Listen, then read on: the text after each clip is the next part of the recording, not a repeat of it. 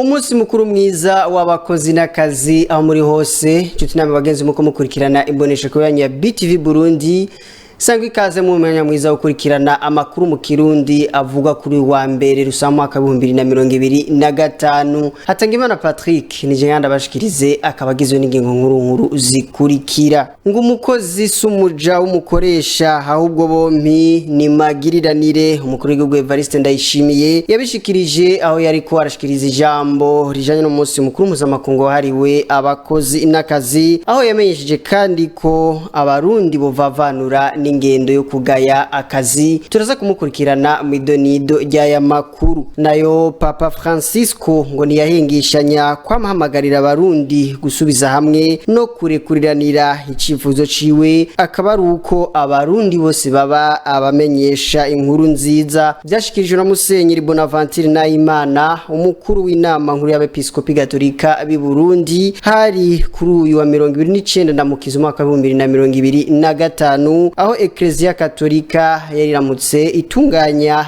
inkuka ya misa yo gusabira Papa Francisco. Inkuka ya misa yitabiriwe n'umukuru w'igihugu cy'u Burundi Evariste Ndayishimiye turaza kubikurikirana navyo nyene mu donido ry'aya makuru ayo n'ayandi ni mukanya.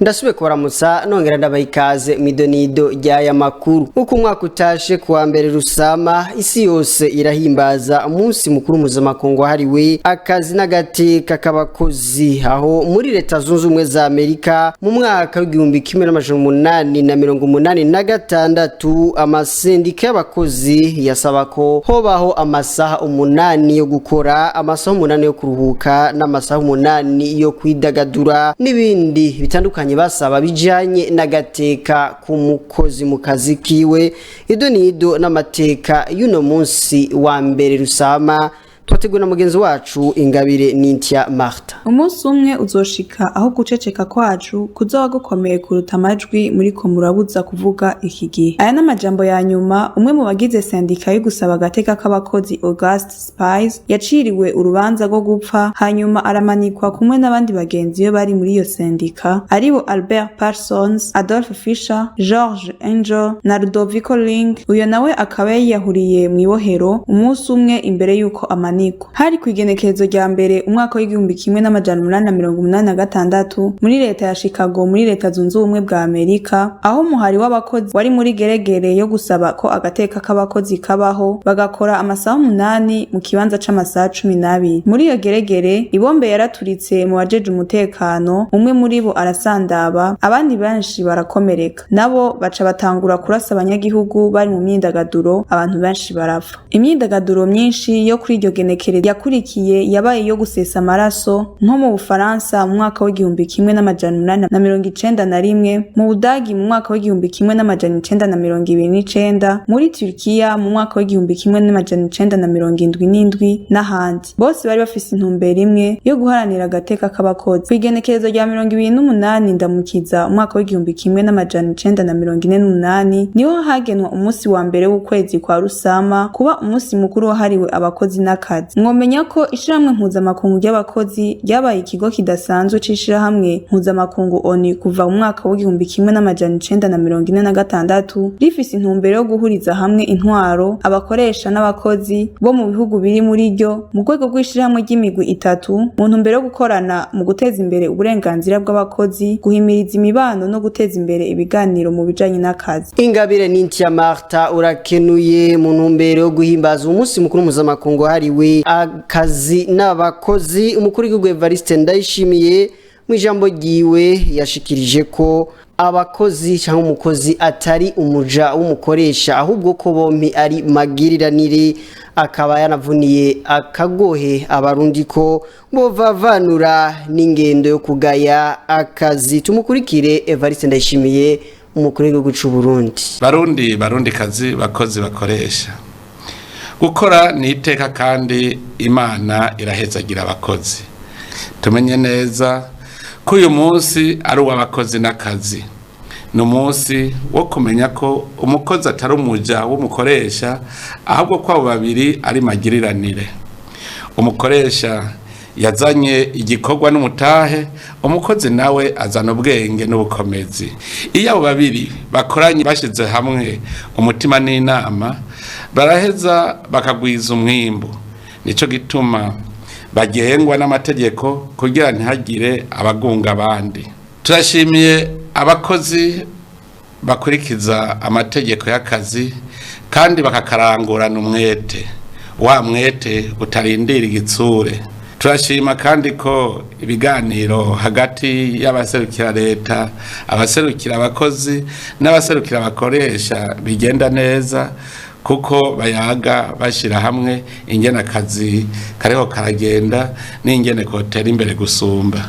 Namwe bakoresha, twarumvise ko hari muri mwebwe abarenganya abakozi bakorera amashirahamwe yanyu, mbere bamwe bakanka kubadeganiriza akazoza, abandi ntibabavuze, abandi nabo bakabirukana atamvo.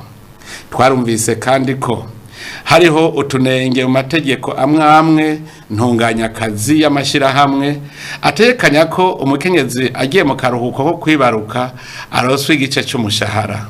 Turashimishwa nuko indongozi zabaye koko indongozi mvyeyi z'ubuntu zitihuse kubishira mu ngiro. Turasavye abijejwe ko bokosora vuba bwango utunenge twoba turi mu mategeko ntunganya akazi n'ayagenga abakozi n'akazi abohera mu mugongo umukozi. Ariko rero ngume nibutsa, leta n'igihugu, igihugu naco sumukoresha, kiretse mu mashirahamwe y'igihugu agwiza umwimbo. Abakorera igihugu nibamenye ko ari abasuku basukurira abenegihugu.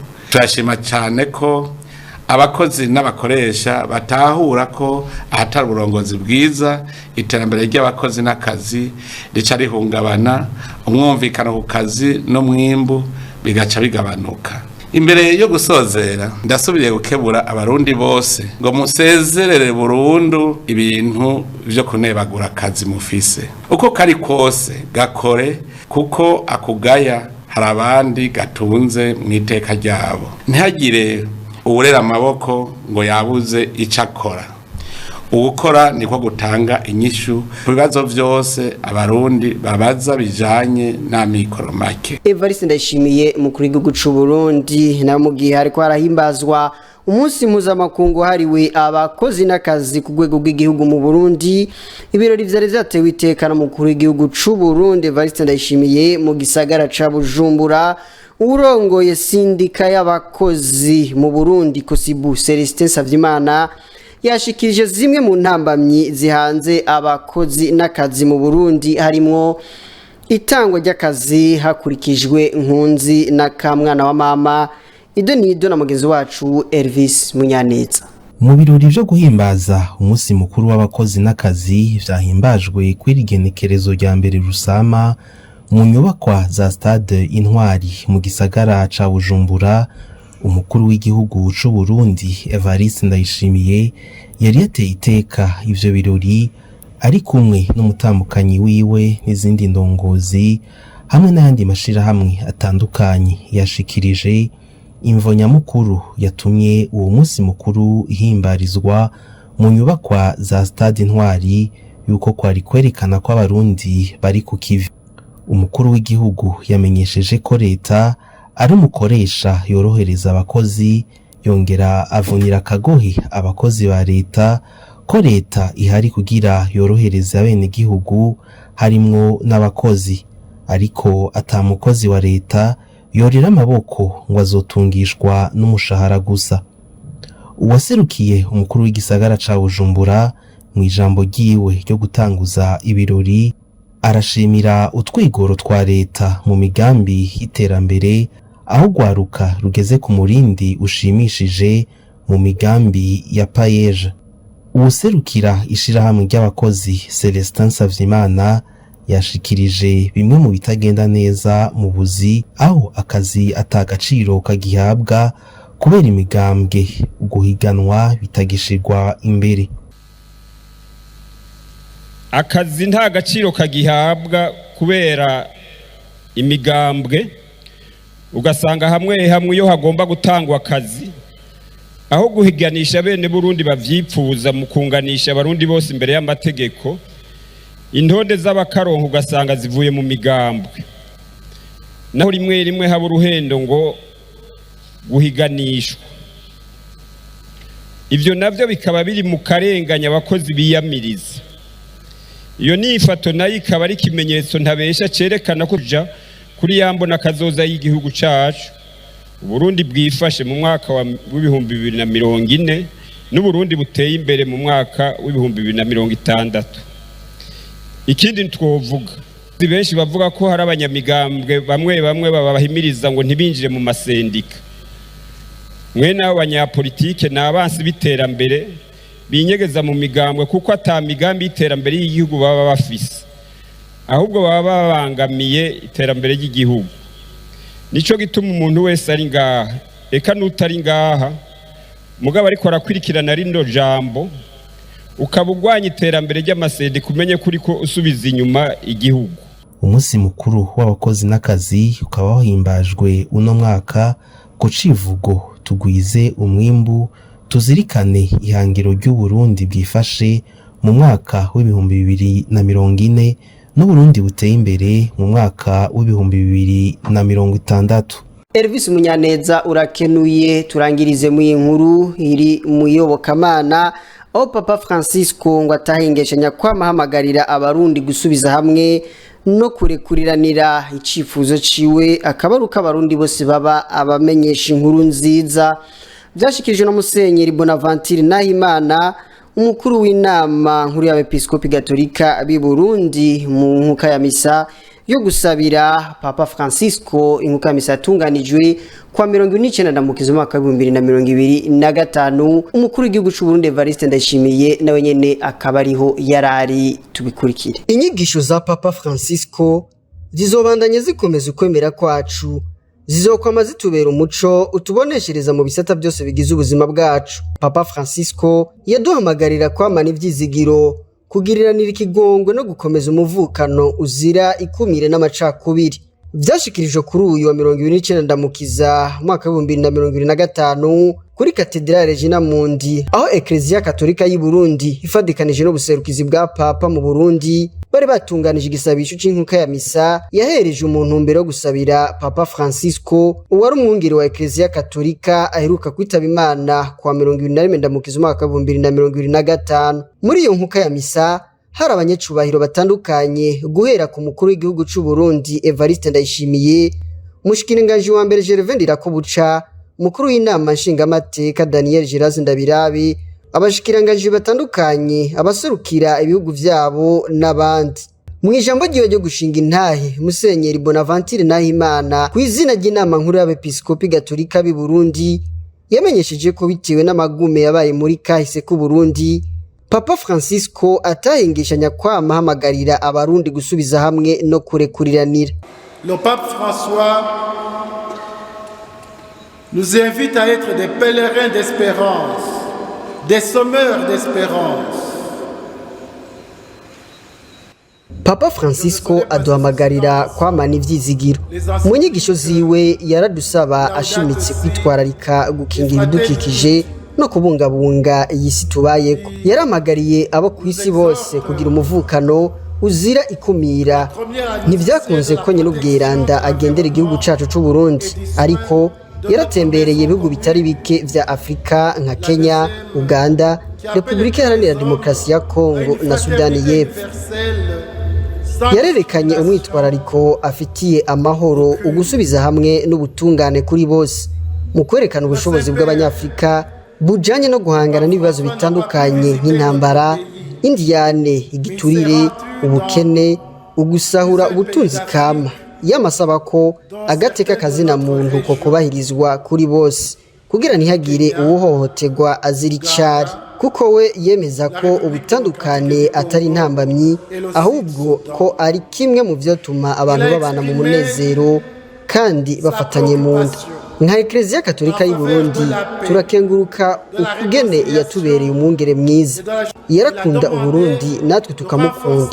Nk'abungere ba Eklezia twararonse akaryo ko guhura nawe, kandi igihe cyose yatwakirana igishika cinshi akaturungikira intasho kuri mwebwe ekleziya yose y'u Burundi. Yarahamagariye abihebeye Imana n'abarayiki b'i Burundi gushigikirana no gufatana mu mugongo kugira abakirisu bose b'i Burundi babe abamenyesha inkuru nziza. Yarasavye urwaruka rw'i Burundi kugira imbona kazoza ishira imbere ineza y'ikibano n'umuryango kuko ari bo rufunguzo rwa kazoza k'ikibano gishasha. Bitiwe na kahise kacu karanzwe n'indiyane, Papa Francisco yahamagarira abarundi bose gusubiza hamwe no kugiriranira ikigongo. Ivyo navyo bigashoboka mu gihe hari ivyabona vyemeza ko ubuzima bwacu butegerezwa kudaca kubiri n'ukwemera kwacu, kuko uko Imana izokomeza kuba mu mitima yacu ariko n'ikibano cacu kizokomeza kurangwamwo ubutungane, amahoro n'iteka.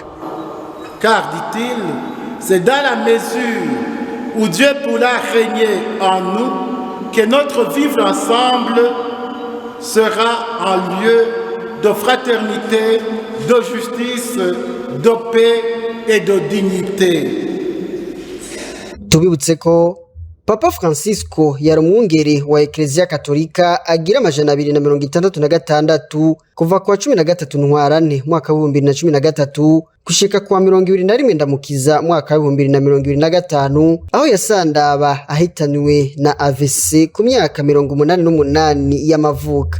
Chuti na bagenzi muri ko marakurikirana ano makuru twabateguriye. Imbere ko tuyarangiza mudukunde tubanze turaba makuru avugwa hirya no hino kw'isi. Muri Israel, umushikiranganje wa mbere Benjamin Netanyahu yaraburiye Israel kwigenekerezo rya 30 Ndamukiza ko umuriro w'ishamba uriko urakwiragira cyane hafi ya Jerusalem ushobora gushika muri ico gisagara. Yaravuze mu masanamu yasohowe n'ibiro vyiwe ati umuyaga wo mu burengero urashobora gusunika umuriro bitagoranye ukaja mu mihana iri ku nkengera y'igisagara ca Jerusalem canke mubere mu gisagara. Benjamin Netanyahu yongeye kati ubu ikintu ca mbere ni ugukingira Jerusalem vyihutirwa. Eyal Kafi, umukuru w'abajejwe umuriro, yaravuze mu kiganiro n'abamenyesha makuru ati kumbure turiko turahura n'umuriro kuruta ibindi byose muri Israel. Mu myaka uheze umushikiranganje wo kwivuna abazi wa Israel yategetse ingabo gukora kugira ngo zigenzure iyo miriro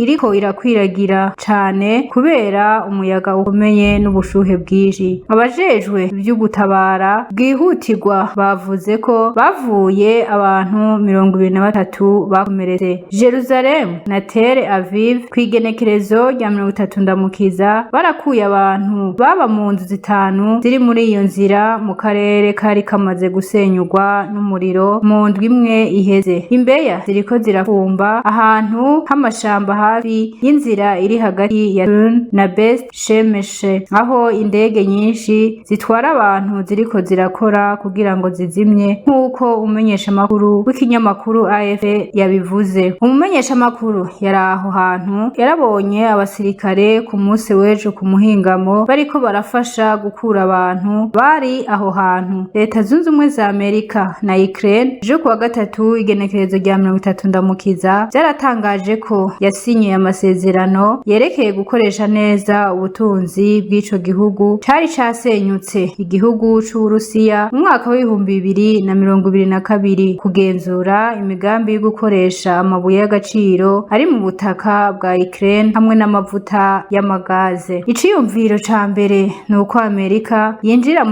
muri iyo migambi cashikirijwe n'umukuru w'igihugu wa Ukraine Volodymyr Zelensky muri Nzero mu mwaka wa 2024, ariko rero ashitse ku butegetsi Donald Trump yarabonye ko iki kibazo ari uburyo bwo kwishura imfashanyo y'igisirikare n'amafaranga ya Amerika kuva intambara itanguye. Imfashanyo yagereranije ataco yiyumviriye ko hari imiliyaride 350 y'amadolari mu gihe amahera nyayo ari nk'inshuro zitatu. Umukuru w'igihugu wa Amerika yashaka uburyo bwo kwishura ibintu byinshi cyane, kandi ivyo ivyo ataco Ukraine ko ibibona ko ari ingirakamaro. Umutekano wo kwikingira vyoshobora gutegwa n'Uburusiya muri kazoza. Urugendo rwa Volodymyr Zelensky mu biro vya Olaf mu mpera za Ruhuhuma rwari akaryo kw'imigenderanire rwatumye amasezerano y'amabuye y'agaciro atera umukeno. Igitabo ca mbere cari ciza cane kuri Kiev kandi cari kimeze nko gufata abantu ivyo Washington yashaka gusinya.